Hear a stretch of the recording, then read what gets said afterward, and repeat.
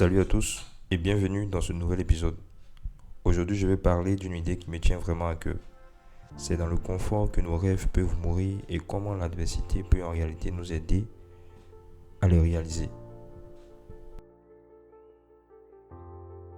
Alors, imaginez une personne qui travaille dans le même poste depuis des années. Elle est confortable, ça c'est sûr, mais elle peut finir par se sentir stagnante, sans motivation, sans passion. Mais pourquoi? Pourquoi quelqu'un qui a beaucoup d'argent, qui est confortable dans un poste, peut arriver à atteindre ce niveau? Le problème, c'est parce qu'elle n'a pas cherché à évoluer. Elle n'a pas cherché surtout aussi à relever de nouveaux défis. Rester dans cette zone de confort peut vraiment devenir un piège.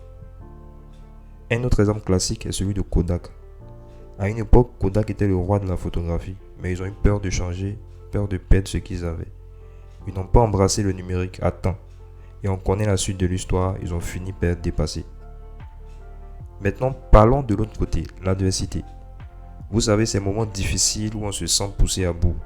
C'est là que la magie opère. Un exemple que j'aime prendre et que j'apprécie beaucoup, c'est Oprah Winfrey.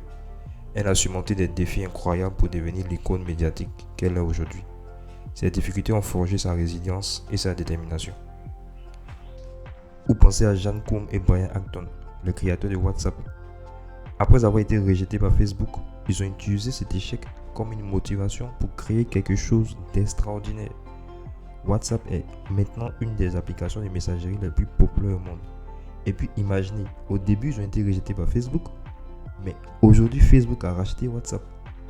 C'est incroyable, comme quoi l'adversité peut vraiment stimuler l'innovation.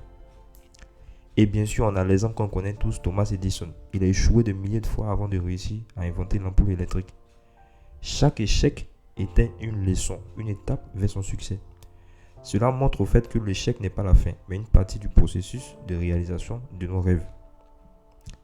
Il est aussi important de comprendre que rester dans la zone de confort est en fait un confort illusoire. Si on prend par exemple la créatrice de Harry Potter, elle aurait pu abandonner après tous les rejets qu'elle avait eus au début, mais elle a persévéré. En sortant de sa zone de confort, elle a pu réaliser son rêve et atteindre un succès mondial. Pour conclure, ce que j'aimerais que vous reteniez, c'est que le confort peut être un ennemi de notre croissance, menant à la stagnation et à la peur du changement.